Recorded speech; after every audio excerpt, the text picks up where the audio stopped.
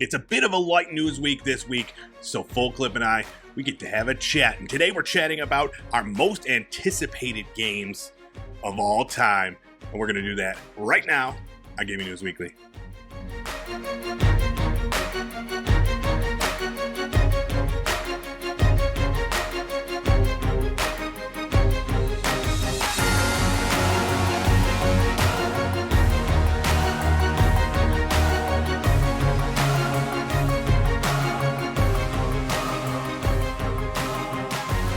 What's up, everybody? It's time for another episode of Gaming News Weekly, the best weekly video game news show out there. Every single Monday, we're bringing you all the biggest things happening in the video game industry. You can find us on YouTube, Fruit Lab, podcast services everywhere. My name is E-Rock the Red. As always, I'm joined by Full Clip. What's up, dude? How are you? What's going on? Well, I told you all about my crazy adventures, but as far as gaming goes, a little bit of the same old. A little bit of X-Defiant, not much else. You got anything good? Yeah, it's been a light week, both in news, in gaming, that sort of thing.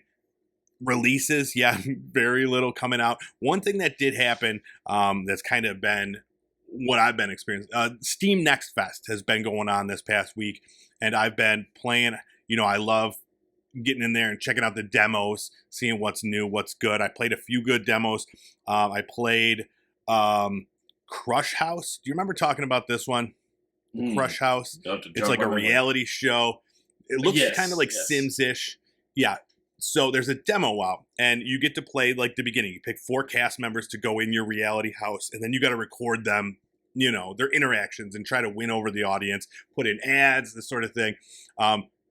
It's unlike anything I've ever played, and it's very interesting because it's a puzzle game in that you have to try to figure out a way to appease the fans of different types. There's, you know, fans of landscaping, and in those times you want to get good pictures of the bushes. There's fans of like directing, like the style. So in that case, you want to get like nice tight shots or from above or whatever. They tell you.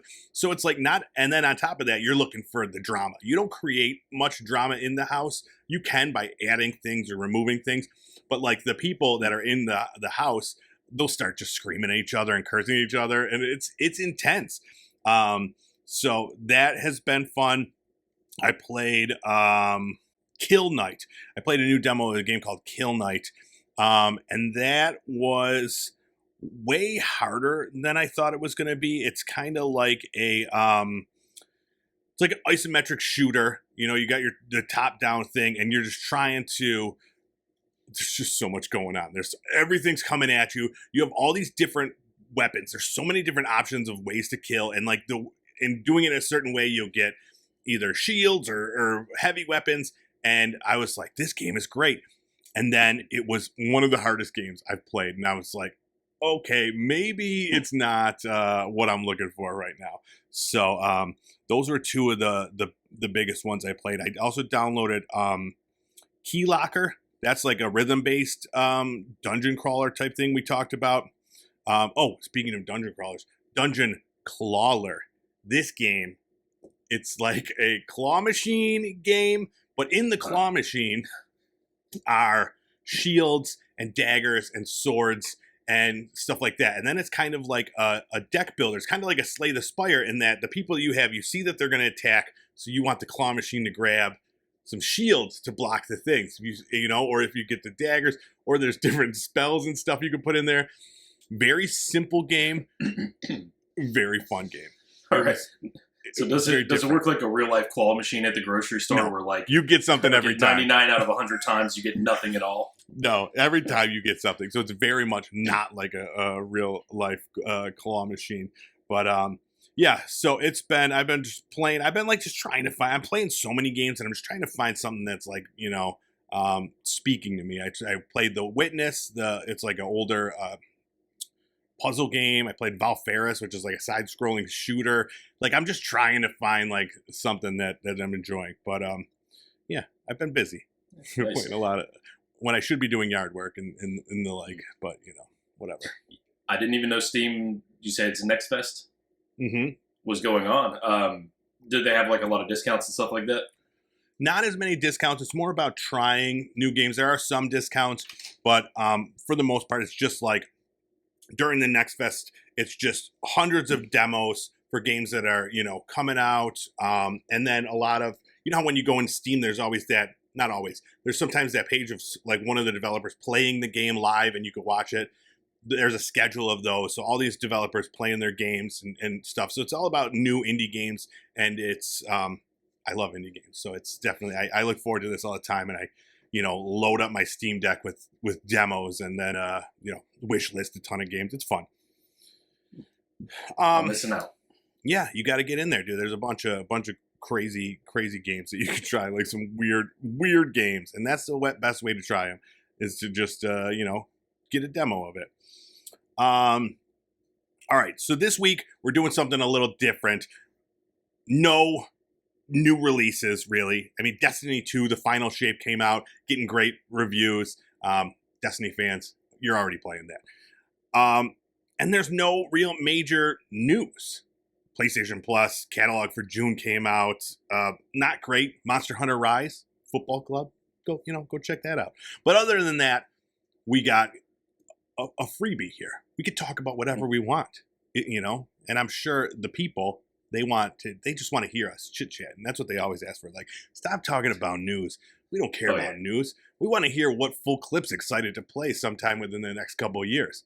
So that's what we're going to do. We're going to talk about what we're excited to get into. We're like halfway through the year now, fresh off of all the major game showcases. E3 week, whatever we're calling it these days, is just past, and we got a lot to look forward to. So let's talk about what we're excited for coming in the hopefully near future-ish.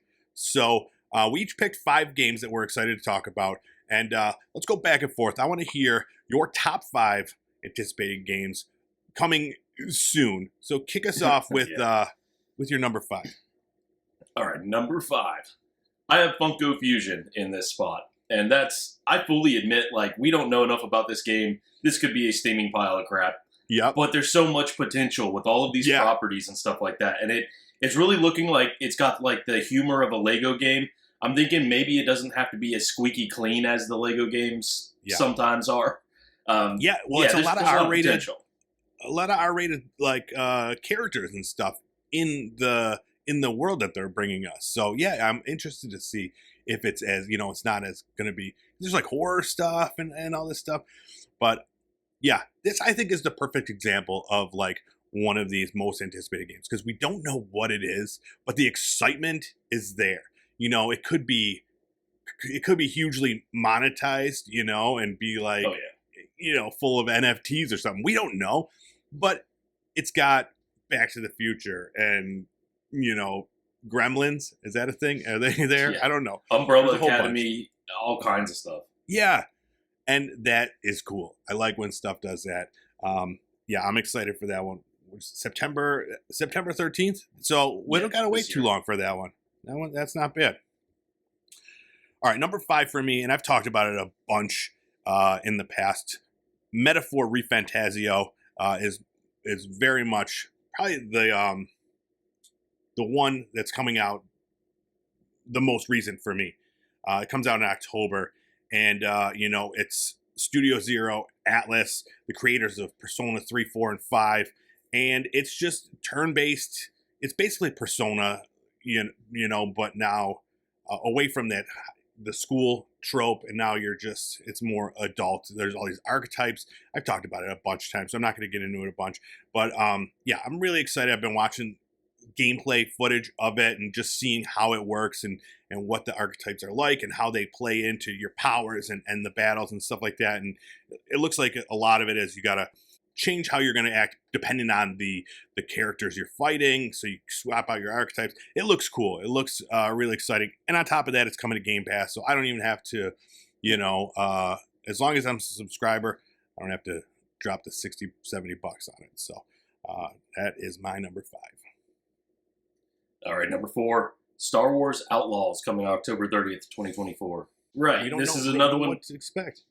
Exactly. We don't have that much info on it, so it could be a steamy turd. Again, It doesn't look like that to me. It looks like it could be an actual really good game, a really good single player open world ish experience. Yeah, I'm excited about this one. I think so they just released some gameplay last week that looked phenomenal. Again, we always talk about we're not huge Star Wars fans, but this one it's kind of outside of that realm. It's set in the world of Star Wars, but you don't need the full knowledge of the characters to enjoy it.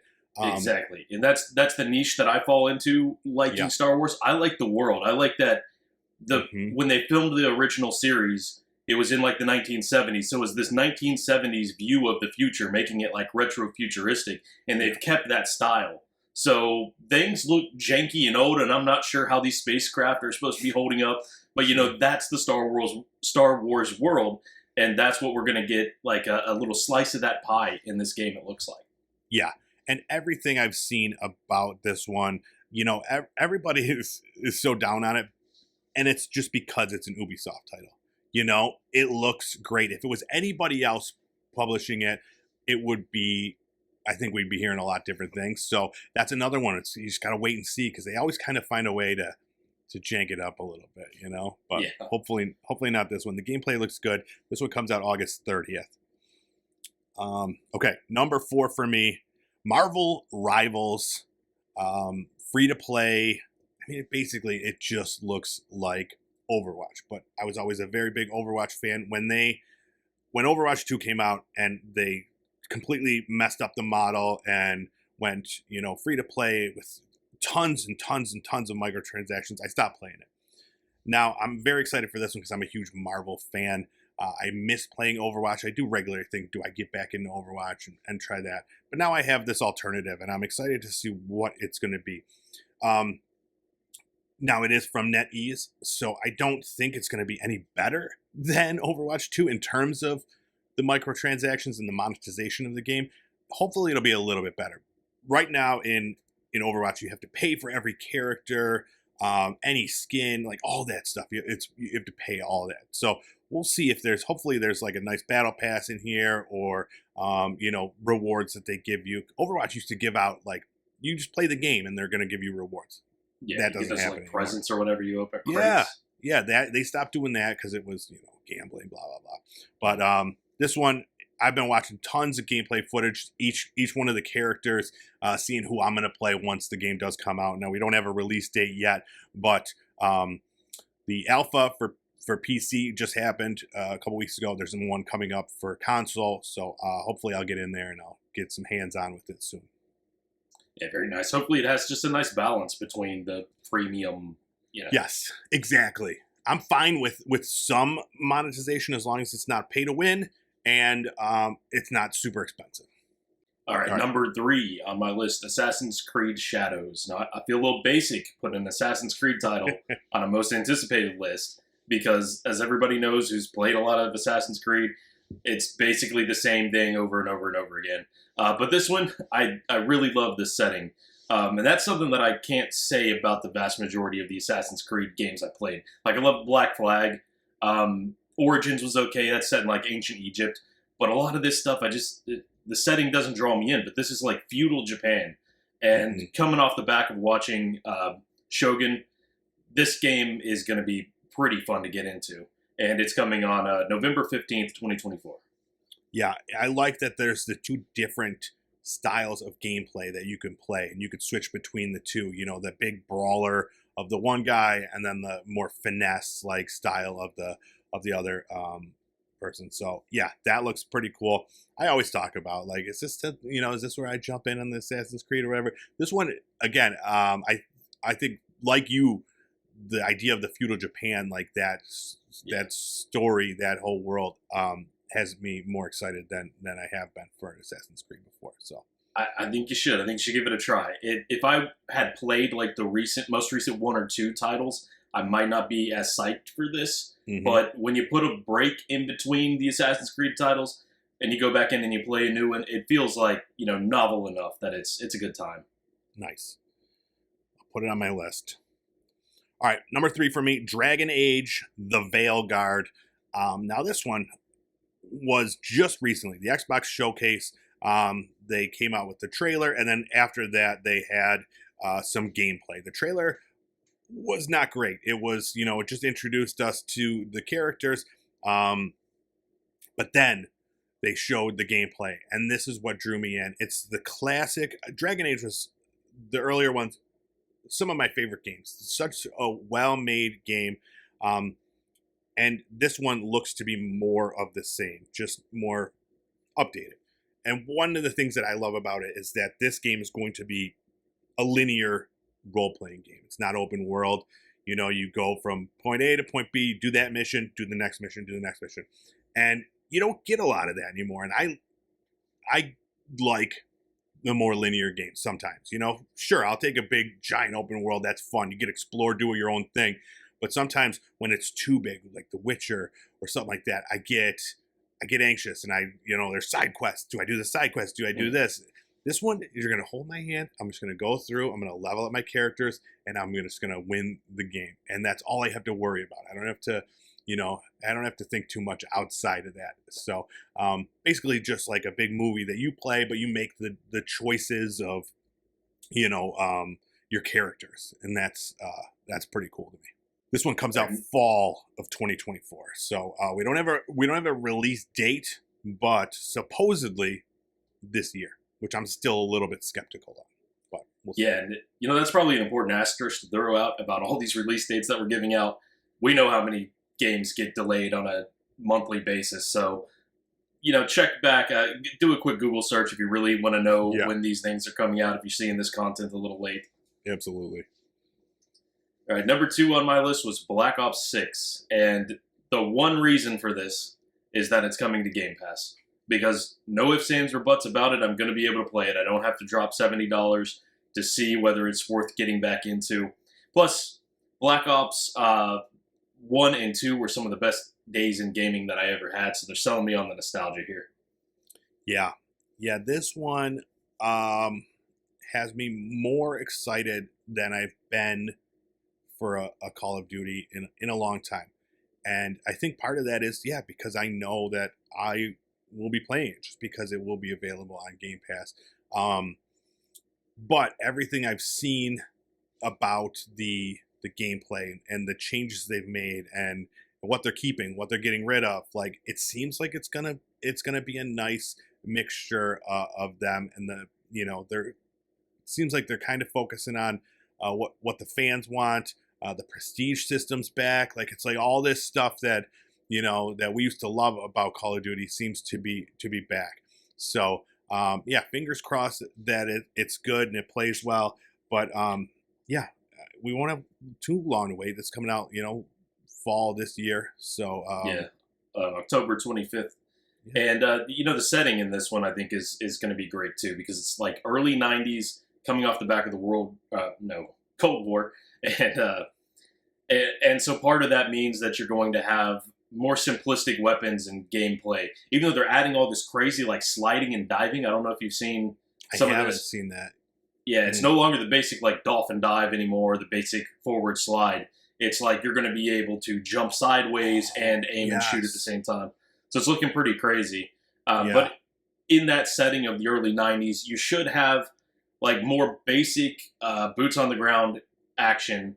And at the same time, it's Black Ops. So it's like futuristic technology for that age. Nothing over the top, shouldn't be anyway.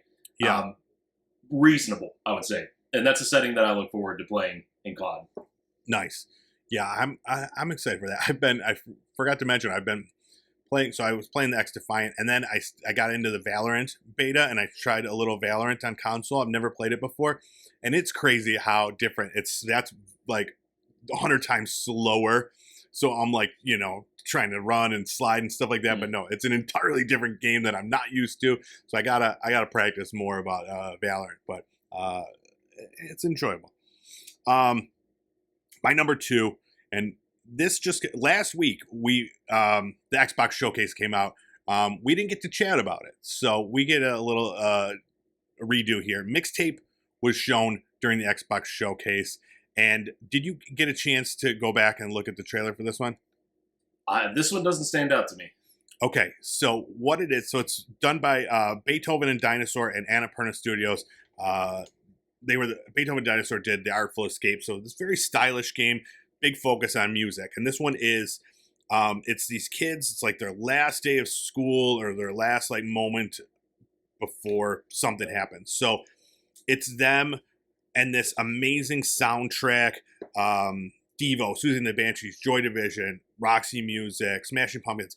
And it's all these little kind of vignettes about their last weekend together. And it's a coming of age story. And I watched the trailer like 3 times. And it really moved me to the point where I'm very excited for this game to come out. The art is super cool. There's like they could fly. There's like it's just it looks so great. And then the way that they incorporate the music to, you know, show what the moment is like and kind of amplify what the people are experiencing, it really has me excited. So yeah, I'm hyped for this one. No release date for that, but hopefully soon. I do remember this one. After I looked at a picture of it and you described it, I thought that they had a trailer at the Summer Games Fest, because I don't remember it being part of the Xbox, but it looked really cool in that way. It reminds me, it's going to be a weird comparison, but the Big Lebowski, like every time he gets like punched in the face or drugged or something, it turns into the crazy sequence. And that's what it seems to be doing in this game, like with like the pure feelings that they're having, or I don't know if they're like smoking grass in the car or something like that, but then they're like flying through the air in the car. Yep, absolutely. Yeah, they just dropped in to see what condition my condition was in. Yeah, I'm excited to see more about that, but it's got me sold right off the one trailer, so hopefully soon. Number 1, the big kahuna, GTA 6. Now, this is to be announced, but we think 2025. I'm not sure if that's official or not, at least the 2025. But yeah, what can you say? Coming off of, 10 to 15 years now of GTA 5 being like the continuous biggest game ever, the GOAT, and GTA 6 promising to do everything better. Yeah. I don't even know. I mean, we need to see more trailers of this. I need as much information about this as I can get as fast as possible. Absolutely. Yeah, I can't wait to see more. We got the one trailer. That was enough to get me hyped and, you know, see that what they are putting out is going to be continued greatness. You know, it's going to be a good game. I'm sure of it before even anything comes out. So, yeah, that one I'm sure is on a lot of people's lists, a lot of number ones. Yeah, there's a community around every GTA title that comes out where they're always trying to like solve the mysteries and put these things together and these clues. That's already going on. There are people who break down like the trailer. You see like a moment of a map for a frame in the background, and they're like comparing that to the map that somebody who visited GTA's development studio scribbled down in a haste or something like that. And like, this is the map, this is the size, and here's how it compares to Skyrim's map. Yep. And hopefully we won't have to do too much more sleuthing, and we'll get some more definitive answers in the near future. I won't have to wait as long for my number 1. Astrobot comes out September 6th. This one, we've talked about it before. In our family here, we're big fans of the Astrobot, Astro's Playroom that came with the PlayStation 5, and now there's a full title, 80 levels, 50 planets. You got to rescue 150 different cute robots, lots of new powers, and it just looks fun, and it looks big. It looks like there's a lot of content there, and they even did say that they're going to be releasing free DLC after the fact even. So like, this is a big game, meaty game, fun platformer. What more could I ask for it? It's not often where you get like really well-made AAA platformers anymore. They're very, very few and far between. So it's exciting when it does happen, especially when it's, one of my son's favorite video game characters, so it's always playing in this house. Now we're getting more of it. So very excited for that.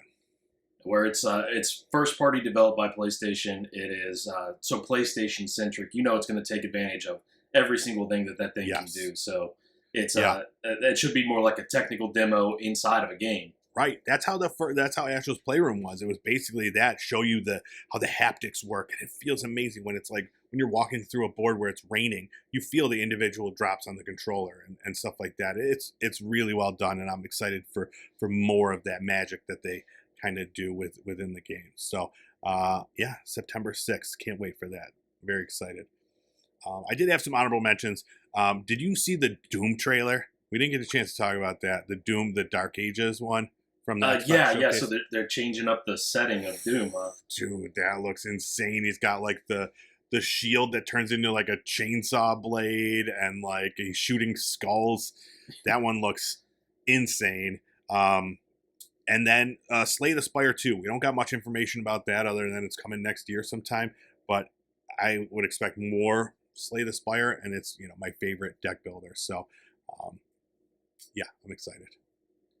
My honorable mentions were Fable, the new Fable.